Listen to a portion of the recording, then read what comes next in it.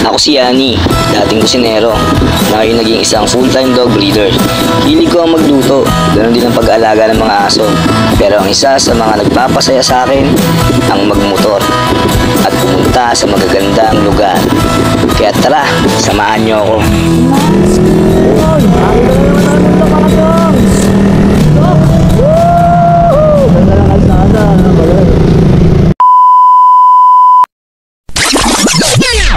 Pero oops, teka, may bago tayong racket ngayon. Dahil isa na tayong ganap na MC Taxi Rider. Kaya tara, samahan niyo ako sa biyahe ko. So, susunduin natin yung pang-apat na bukyaw natin. Bukyaw! Good afternoon mga bukyaw. So, bali ngayon meron tayong lakad. Ito tayong biyahe ngayon. Bali may pupuntahan lang tayong head center. Grabe, tirik ng araw, galit na galit. Alas 2 ng hapon ngayon, araw ng Lunes. So yun nga, may pupuntahan tayong head center. Kasi noong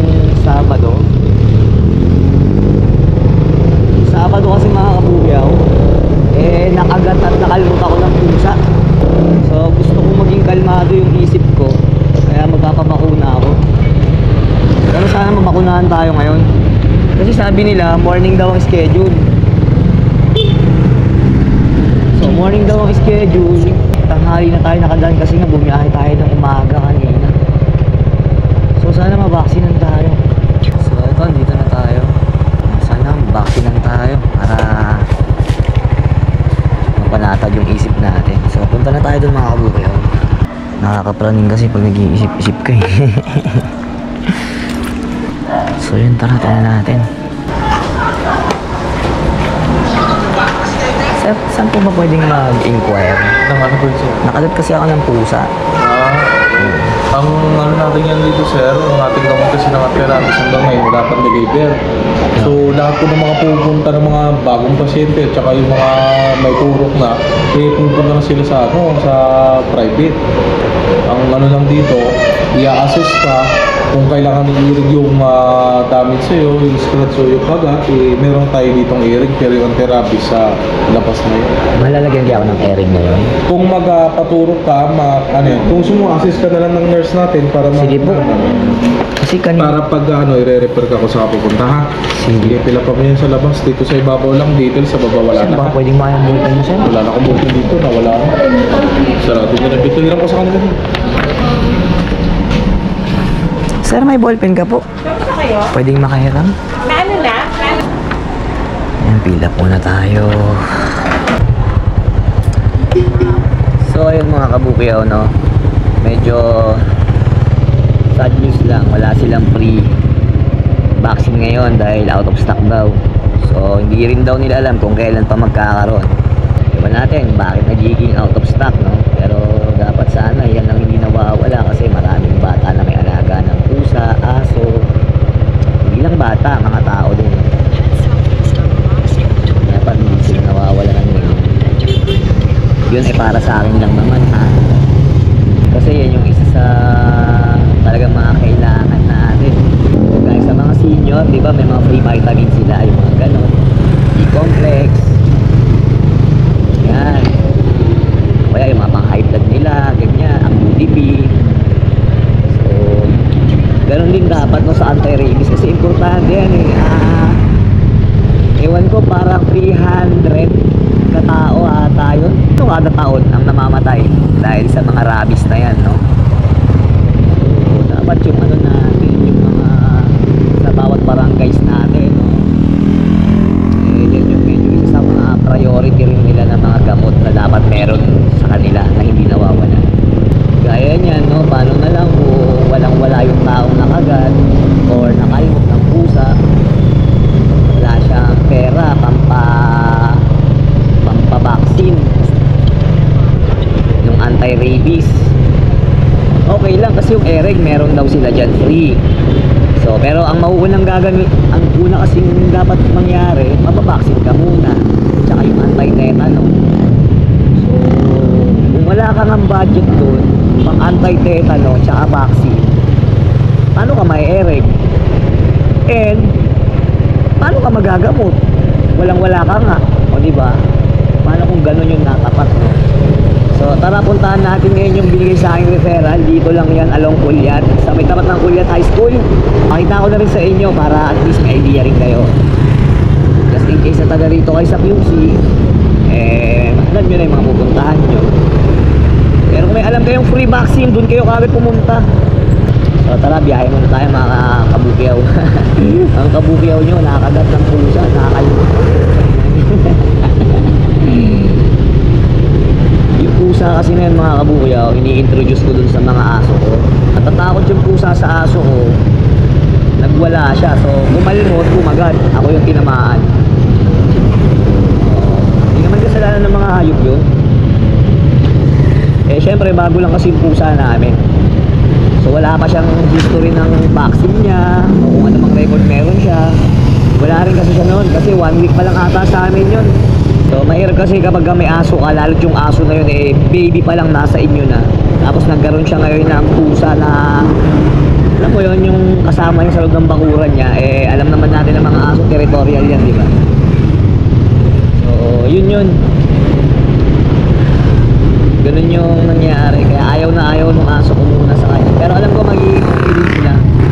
Sana nga, hopefully soon. Kasi yung pusa baby pa parang ano pa lang siya, tansya ko ron, 4 months old, 5 months old. Parang ganun pa lang, puting pa lang siya. Ayun nga pala, kanina pinatay ko yung camera dun sa loob nung interview ako. Kasi syempre respect pa rin. Tamang nakinig lang ako dun sa sinabi. So yun nga, kaya sila, out of stock sila. Hindi rin nila alam kung kailan magkakaroon. So kaya sabi sa akin, magpabaksin ka muna dun sa private para at least meron na ako first vaccine. And then tomorrow or mamaya pag umabot pa ereg, mapa-ereg tayo. So okay na rin to kasi para mapanatag din yung isip natin, di ba? Mahirap yung nag-iisip-isip tayo ng ano baka may rabies na ako, baka bukas maglaway na ako, baka gusto makawalawa, nasa utak ko na. Diba? Nasa utak ko na mamamatay na ako. Yung gano'n mga isipin. Tanggal lang, ayoko yung gano'n So, trabahuin na natin to. Pero, ay, nako. Gastos na naman. So, doon tayo sa tapat ng Kulyat High School. Sa may 7-Eleven daw, sa taas. May nagpa-vaccine daw doon. So, tara na. Biyahe na tayo.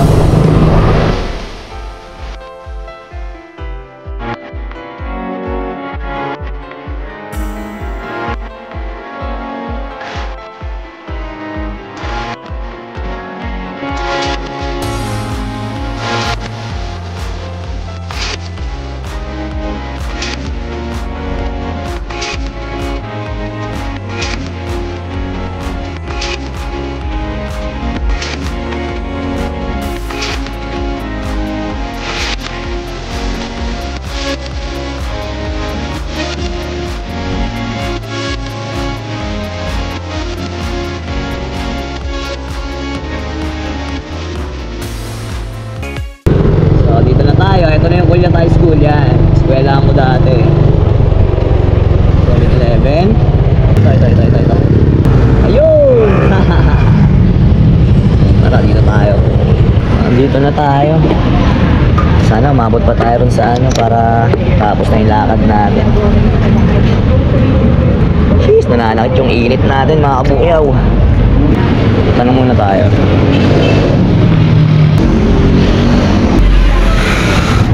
Sige po. Tawagin ko. Sige. Pangipila po kayo. Kayo po yung last.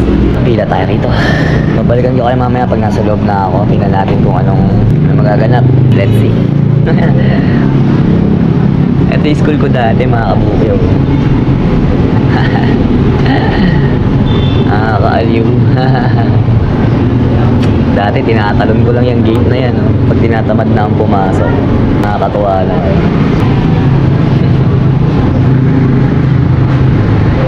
Laki na ng pinagbago. Tapos dito dati may malaking puno ng ano dyan.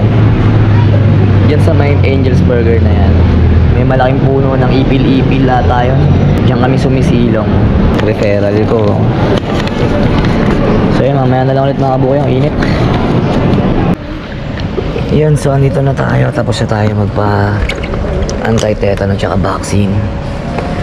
So dito na tayo sa ano, Lubok. Ereg naman tayo ngayon. So tara, tapusin na natin to. Pahirig na rin tayo ngayon para matapos na. Ay, Yes, sir. Nakapagpaturo ka na, sir? opo. Sige. Opo ma'am, may... 3:25 papasok ka dito, ha? Okay po. Okay, skin test muna tayo. Ayan. Tsukok, dami kong turok ngayon ah. Puro turok tayo ngayon mga kabukyaw. Halak ng putik. Wait. Nagutom na ako mga kabukyaw. So, balik daw tayo doon. 3:25. Sana next vaccine may libre na tayo. Kasi ang mahal, 700 per session. Pero ngayong araw na to, 1,000. Kasi alam niyo kung bakit. Yung anti-tetano niya, is basta umabot siya ng 1,050 na aabutin nyo rito sa unang session yun. So yung Eric naman dito free naman. So ayun, tanggal lang yan ang gastos, putik. Ginugutom ako mga kabukyaw. So yun nga pala mga kabukyaw, nung natapos na natin yung in-check na Eric dun sa pinanggalingan nating clinic. Bali dito nga pala bumiyahe na ako yan kasi naghabol din ako doon sa ginastos. At nga pala, kung may mga alaga kayong mga pet, no, gaya ng mga aso, pusa, no, ingatan natin na huwag tayo masugatan ng mga alaga natin. Lalo't hindi natin sila napabaksinan. So yung pusa kasi na yun, ampon namin yun. Bago lang dito sa bahay. So 1 week pa lang siya.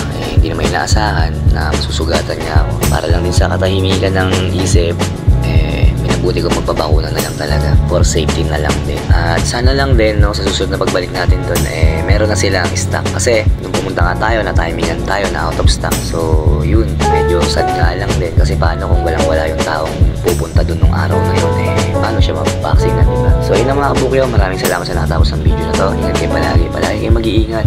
Always be healthy, mabuhay kayo. Babush!